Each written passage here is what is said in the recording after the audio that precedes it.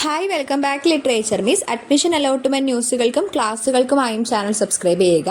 2024-26 അധ്യയന വർഷത്തേക്കുള്ള BEdന്റെ MG യൂണിവേഴ്സിറ്റിയുടെ അഡ്മിഷൻ ഇപ്പോൾ സ്റ്റാർട്ട് ചെയ്തിട്ടുണ്ട്.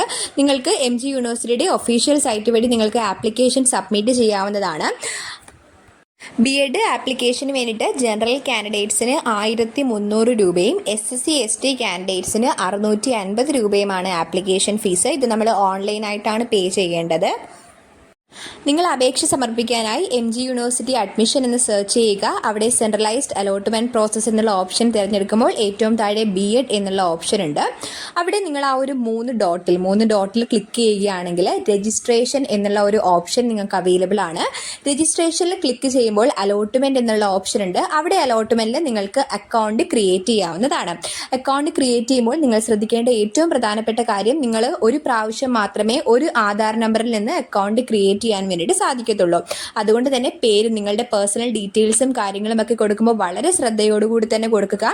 കാരണം നിങ്ങൾ ഒരു പ്രാവശ്യം പ്രൊഫൈൽ ക്രിയേറ്റ് ചെയ്ത് എന്തെങ്കിലും മിസ്റ്റേക്സ് ഉണ്ടായി കഴിഞ്ഞാൽ അത് കുറച്ച് ബുദ്ധിമുട്ടാണ്. പിന്നീട് അത് മാറ്റുക എന്നുള്ളത് കുറച്ച് കോംപ്ലിക്കേറ്റഡ് ആയിട്ടുള്ളതാണ്. അതുകൊണ്ട് തന്നെ വളരെ ശ്രദ്ധയോടുകൂടി തന്നെ നിങ്ങൾ പ്രൊഫൈൽ ക്രിയേറ്റ് ചെയ്യുക. നിങ്ങളുടെ Aadhaar number, mobile number, email ID, ബാക്കി ഡീറ്റെയിൽസ് ഒക്കെ യൂസ് ചെയ്തുകൊണ്ടാണ് നിങ്ങൾ അക്കൗണ്ട് ക്രിയേറ്റ് ചെയ്ത ശേഷം നെക്സ്റ്റ് പേജിലേക്ക് പോയിട്ട് നിങ്ങളുടെ മറ്റു പേഴ്സണൽ ഡീറ്റെയിൽസുകളും അതിനുശേഷം ക്വാളിഫിക്കേഷൻസും ഓപ്ഷൻസും കൊടുക്കാവുന്നതാണ്. നമ്മൾ ക്വാളിഫിക്കേഷൻസ് കൊടുക്കുന്ന സമയത്തും ശ്രദ്ധിക്കുക. കാരണം PGക്ക് നമ്മൾക്ക് പ്രത്യേകം വെയിറ്റേജ് കിട്ടാറുണ്ട്. PG ഉള്ള വിദ്യാർത്ഥികളും PG ഇല്ലാത്ത വിദ്യാർത്ഥികളും BEdന് അപ്ലൈ ചെയ്യാറുണ്ട്. അപ്പോൾ PGക്ക് പ്രത്യേക വെയിറ്റേജ് ഉണ്ട്. 15 മാർക്ക് അല്ലെങ്കിൽ 10 മാർക്ക്, നിങ്ങളുടെ പെർസെൻറ്റേജ് അനുസരിച്ചാണ് നിങ്ങൾക്ക് മാർക്ക് കിട്ടുക. അപ്പോൾ നിങ്ങൾ PG ഉണ്ട് എന്നുള്ള ഓപ്ഷൻ നിങ്ങൾ സെലക്ട് ചെയ്യുകയാണെങ്കിൽ ഏറ്റവും ലാസ്റ്റ് സർട്ടിഫിക്കറ്റ്സ് അപ്ലോഡ് ചെയ്യേണ്ടതായിട്ട് വരും.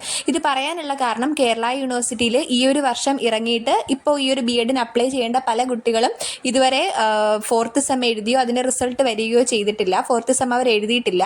അവരൊരു ഓഗസ്റ്റ് ടൈമൊക്കെ ആകുമ്പോഴത്തേക്ക് നിങ്ങൾക്ക് പാസ് ഔട്ട് ആകുമോ എന്നറിയാം. അപ്പോൾ നിങ്ങൾക്ക് PGയുടെ സർട്ടിഫിക്കറ്റ്സ് ഉണ്ടായിരിക്കില്ല.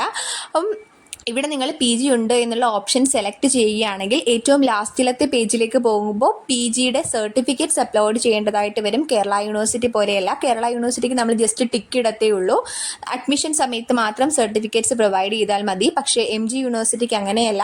എല്ലാ സർട്ടിഫിക്കറ്റ്സ്, അതിപ്പോൾ NCC ആയിക്കോട്ടെ, എക്സ് സർവീസ്മാൻ, NSS, അങ്ങനെ എന്ത് വെയിറ്റേജസ് ആണെങ്കിലും വെയിറ്റേജസിൻ്റെ എല്ലാ ക്ലെയിമുമുള്ള സർട്ടിഫിക്കറ്റ്സ് നമുക്ക് അപ്ലോഡ് ചെയ്യേണ്ടതായിട്ടുണ്ട്. അതുകൊണ്ട് കേരള യൂണിവേഴ്സിറ്റിയിലും മറ്റ് എന്തെങ്കിലും യൂണിവേഴ്സിറ്റിയിൽ ഇങ്ങനെയുള്ള പ്രോബ്ലം ഉണ്ടെങ്കിൽ PG എന്നുള്ള ഓപ്ഷൻ സെലക്ട് ചെയ്യുമ്പോൾ നിങ്ങൾ പ്രത്യേകം അത് ശ്രദ്ധിക്കുക.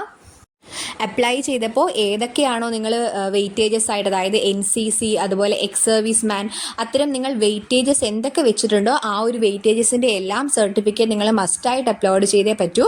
അപ്ലോഡ് ചെയ്തില്ല എങ്കിൽ നമുക്ക് ആപ്ലിക്കേഷൻ നെക്സ്റ്റ് സ്റ്റെപ്പിലേക്ക് പോകുന്നതല്ല. പിന്നെ നിങ്ങൾ തിരിച്ച് ബാക്ക് പോയിട്ട് ആ ഒരു കമ്മ്യൂണിറ്റിയുടെ പ്രിഫറൻസ് അല്ലെങ്കിൽ നിങ്ങളുടെ NCCയുടെയോ എക്സ് സർവീസ്മാൻ്റെയോ പ്രിഫറൻസ് ഒക്കെ നിങ്ങൾ റിമൂവ് ചെയ്യേണ്ടി വരും. എന്നാൽ അല്ലെങ്കിൽ നെക്സ്റ്റ് പേജിലേക്ക് പോകില്ല.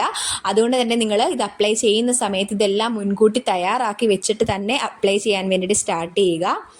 ഫൈനൽ പേജ് വരുന്നതിന് മുൻപ് നിങ്ങൾ ഏറ്റവും പ്രധാനമായിട്ട് ശ്രദ്ധിക്കുക, നിങ്ങളുടെ പേര് കറക്റ്റായിട്ടാണോ കൊടുത്തിരിക്കുന്നത്. കാരണം നിങ്ങൾക്ക് ഒരു കാരണവശാലും ഇത് സബ്മിറ്റ് ചെയ്തതിന് ശേഷം പേര് എഡിറ്റ് ചെയ്യാൻ സാധിക്കുന്നതല്ല. നിങ്ങളുടെ സർട്ടിഫിക്കറ്റ്സിൽ, നിങ്ങളുടെ മെയിൻ സർട്ടിഫിക്കറ്റ്സിൽ എങ്ങനെയാണോ നിങ്ങളുടെ പേരുള്ളത് അത് അതുപോലെ തന്നെ നിങ്ങൾ ആഡ് ചെയ്യാൻ വേണ്ടിയിട്ട് ശ്രമിക്കുക.